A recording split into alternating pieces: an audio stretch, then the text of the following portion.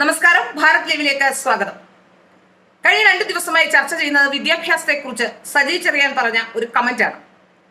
10ാം class പാസ്സായ വിദ്യാർത്ഥികൾ പോലും എഴുത്തും വായനയും അറിയില്ല എന്ന് സജി ചെറിയാൻ പറയുന്നു. സജി ചെറിയാൻ പറഞ്ഞതിൽ എന്ത് തെറ്റാണുള്ളത്?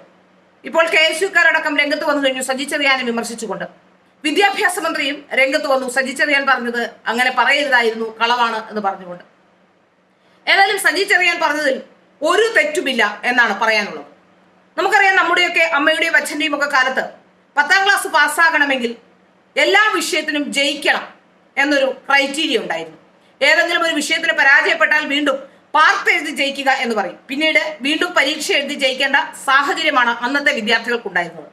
ഏതായാലും കാലാന്തരത്തിൽ അത് 210 എന്ന മാർക്കിലേക്ക് മാറി.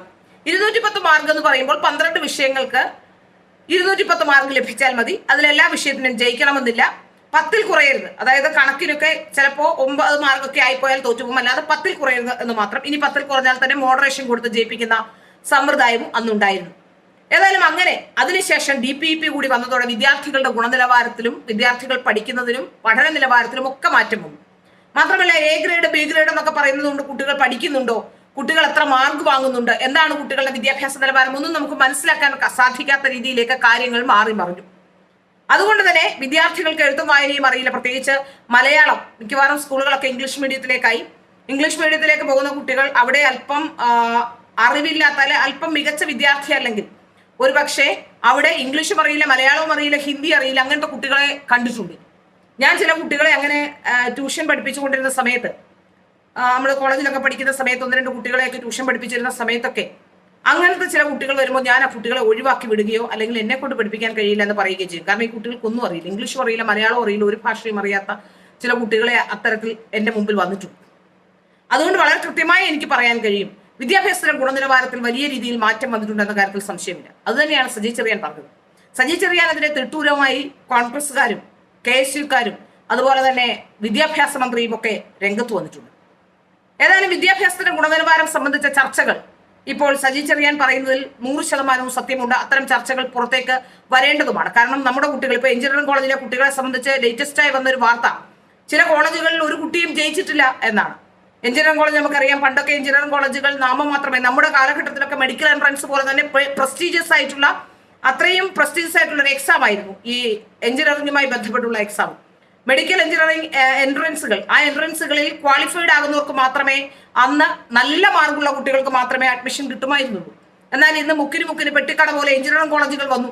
ആ എഞ്ചിനീയറിംഗ് കോളേജുകൾ വന്നപ്പോൾ ചിലപ്പോൾ പോളിടെക്നിക് കഴിഞ്ഞ് ലാറ്ററൽ എൻട്രി സംവിധാനം വന്നു. അങ്ങനെയൊക്കെ വന്നതുകൊണ്ട് എല്ലാ കുട്ടികൾക്കും എഞ്ചിനീയറിംഗ് എന്ന് പറയുന്നത്, അതായത് മെഡിക്കൽ കിട്ടാത്തതും വെറുതെ ഒരു കോഴ്സിലും ചേരാത്തതും ഒരു ഉത്തരവാദിത്വ ബോധവും ഇല്ലാത്ത കുട്ടികളെ എല്ലാം എഞ്ചിനീയറിംഗിന് ചേർക്കാനും ബിടെക് എന്ന് പറഞ്ഞുകൊണ്ട് കുട്ടികളെ അങ്ങനെ ചേർക്കാനും തുടങ്ങി.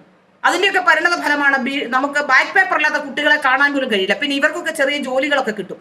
കാരണം ഈ കമ്പനികൾ, സോഫ്റ്റ്വെയർ ഫീൽഡിലുള്ള കമ്പനികൾ അങ്ങനെ ഇവർ പാസ്സായോന്നൊന്നും സർട്ടിഫിക്കറ്റ് അങ്ങനെ നോക്കിയിട്ടല്ല ജോലിക്ക് എടുക്കുന്നത്. അതുകൊണ്ട് ഇവർക്ക് ചെറിയ ജോലികളൊക്കെ കിട്ടും, ചെറിയ ഒരു ശമ്പളവും കിട്ടും. അതുകൊണ്ട് എഞ്ചിനീയർ ആണ് എന്നൊക്കെ പറഞ്ഞുകൊണ്ട് ആരെങ്കിലുമൊക്കെ, അതായത് കല്യാണ കമ്പോളത്തിൽ ഗുണമാണ് ഈ എഞ്ചിനീയർ ആണ് എന്നൊക്കെ പറയുന്നത്. അങ്ങനെ എഞ്ചിനീയർ ആണെന്ന് പറഞ്ഞ് ആരെങ്കിലും വീട്ടിലേക്ക് വന്നാൽ ആദ്യം ബാക്ക് പേപ്പർ ഉണ്ടോ, ഇനി ഏതൊക്കെ പരീക്ഷയ്ക്ക് പാസ്സാകാനുണ്ട്, എഞ്ചിനീയറിംഗ് പാസ്സായതാണോ എന്ന് പ്രത്യേകം നോക്കണമെന്ന് ഞാൻ പലപ്പോഴും പലരോടും പറയാറുണ്ട്. അതുപോലത്തെ അവസ്ഥയാണ് ഇപ്പോൾ ഉള്ളത്. അതുകൊണ്ട് തന്നെ വിദ്യാഭ്യാസത്തിന്റെ ഗുണനിലവാരം, 10ാം ക്ലാസ്സിലെ കുട്ടികളെ വെറുതെ ജയിപ്പിച്ചു വിടുന്ന പതിവുണ്ട് എന്ന് സജി ചെറിയാൻ പറഞ്ഞതിൽ 100% ശരിയുണ്ട്.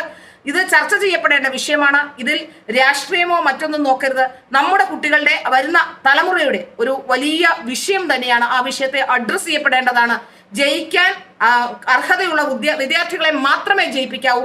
അങ്ങനെയുള്ള എത്ര ശതമാനമായിക്കോട്ടെ, 50% ആയിക്കോട്ടെ, വിദ്യാഭ്യാസത്തിന്റെ 10ാം ക്ലാസ്സിൽ പാസ്സാവുന്ന കുട്ടികളുടെ ശതമാനം 50% പാസ്സായാലും മതി. പക്ഷേ അങ്ങനെ പാസ്സാവുന്ന കുട്ടികളെ സംബന്ധിച്ചിടത്തോളം അവർക്ക് ജോലിക്കാണെങ്കിലും വിദ്യാഭ്യാസപരമായി മുന്നോട്ട് പോകാനും ഒക്കെ ഏറെ ഗുണം അത് ചെയ്യുമെന്ന കാര്യത്തിൽ യാതൊരു സംശയവുമില്ല. അപ്പോൾ സജി ചെറിയാനെ ക്രൂശിക്കുന്നവരോട് ഒന്നേ പറയാനുള്ളൂ, സജി ചെറിയാൻ ആദ്യമായി സത്യം പറഞ്ഞിരിക്കുകയാണ്. നേരത്തെ ഭരണഘടനയുമായി ബന്ധപ്പെട്ട് പറഞ്ഞതിലൊക്കെ എനിക്ക് എതിരഭിപ്രായമുണ്ട്. പക്ഷേ ഈ വിഷയത്തിൽ സജി ചെറിയാനോട് 100% യോജിക്കുകയാണ്.